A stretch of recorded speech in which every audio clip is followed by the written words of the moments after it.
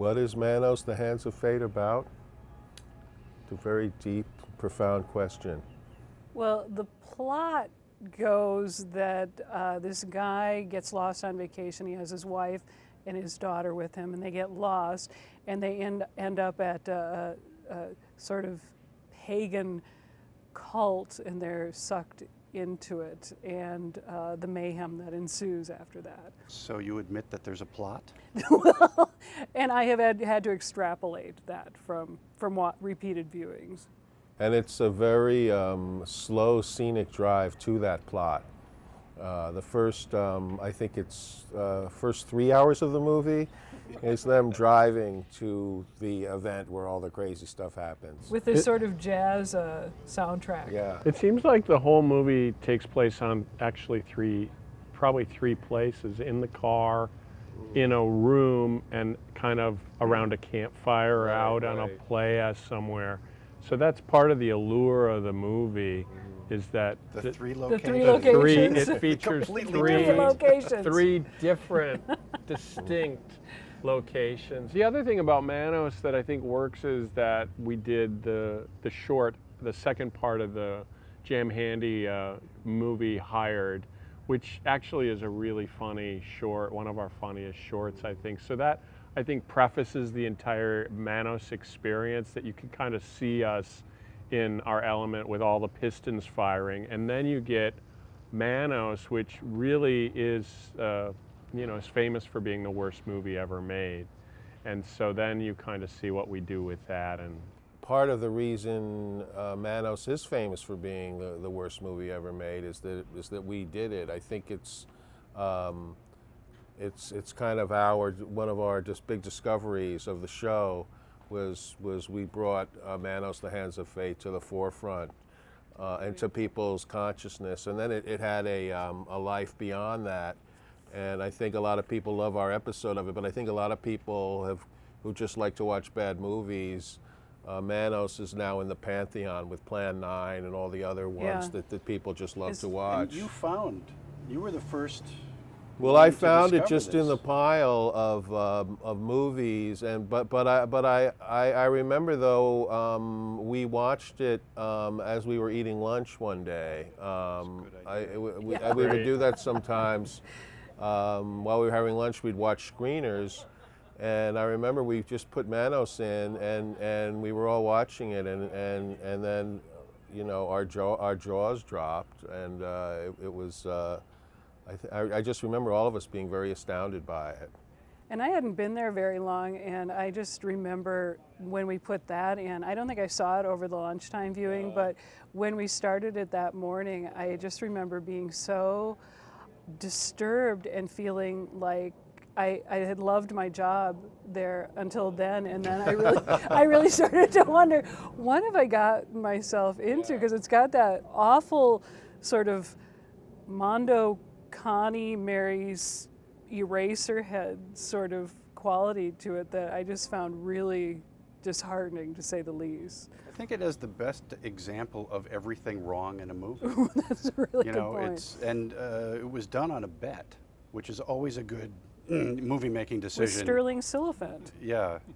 Oh, wait, what did Sterling Siliphant have to do with it? He was scouting locations in El Paso, and he met Hal Warren, and Hal Warren bet him that he could make a low-budget Oh, I never movie. heard that story before. Interesting. I should buy the extras to this DVD so I can find out about stuff like that. Thank you. The other weird thing is that I learned years later after we riffed on the movie is that the reason why Torgo has like giant thighs is he's supposed to be a satyr.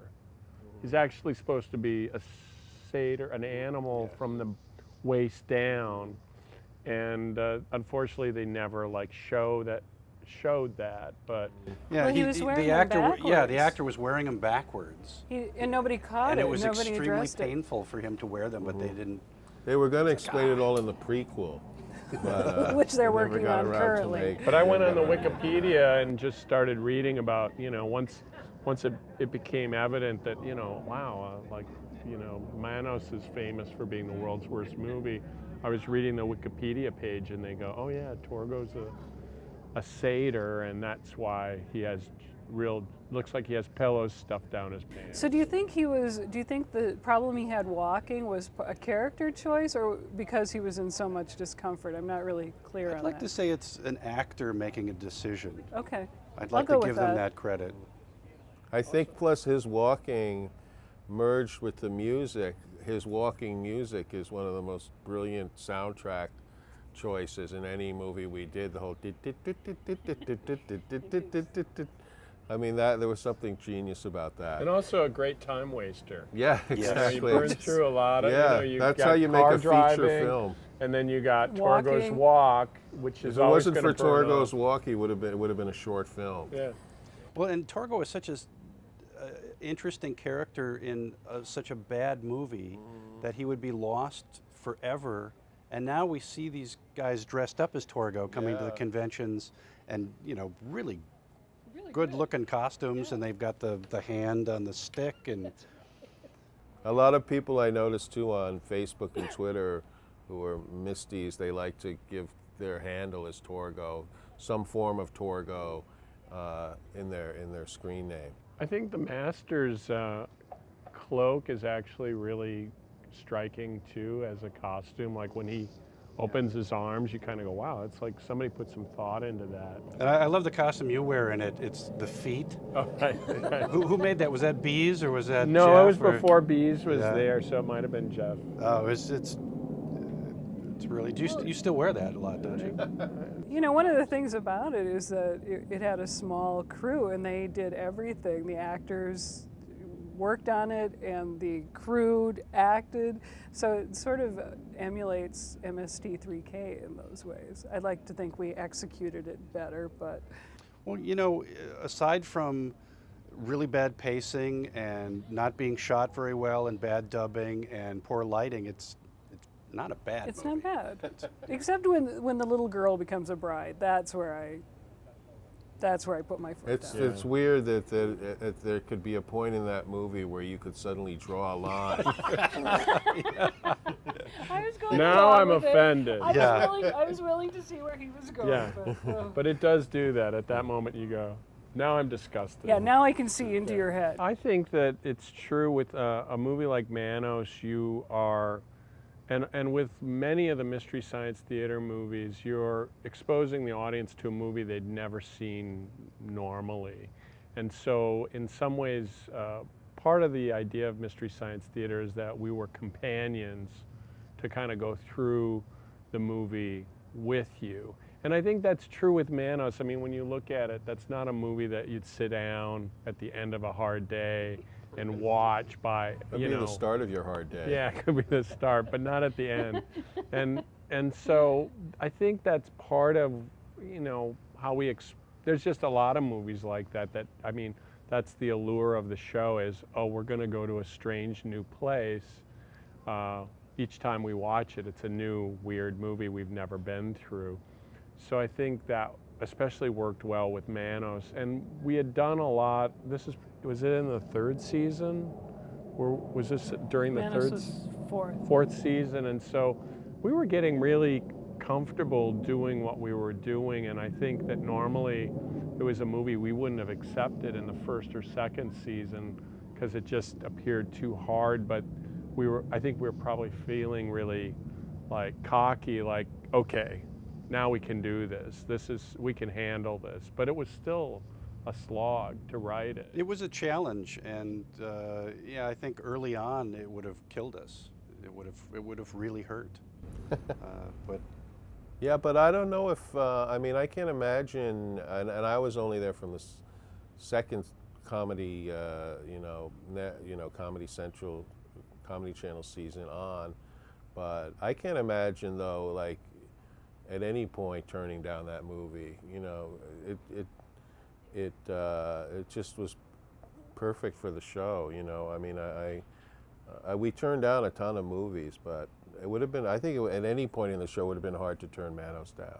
In terms of the movie, I mean, I always felt that it was something stood out about Manos, and I didn't know that there was none of us, I don't think, of any way of telling, like, is this going to be a classic episode or are people going to really embrace this? You never know that, but it certainly, you know, there were a lot of movies we did that were bad and were perfect for the show, but didn't really have that vibe to them that Manos had, you know. And you know, like for instance, I think the Coleman Francis movies made just as big an impression on me in terms of like being so outwardly bad. Skydivers and Red Zone Cuba and Beast of Yucca Flats. But you know, I don't think that any of those movies really caught on the way Manos did with our viewers, you know. But those are just another example of movies I thought,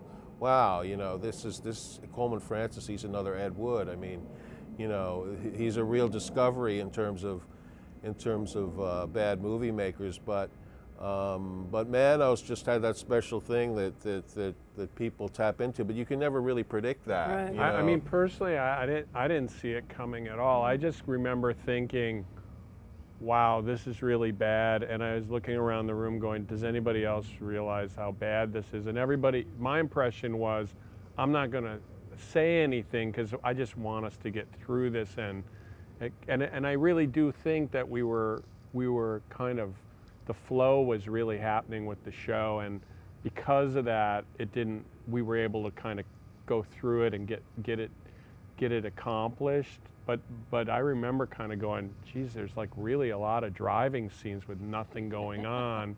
Usually there's some content for us to remark on.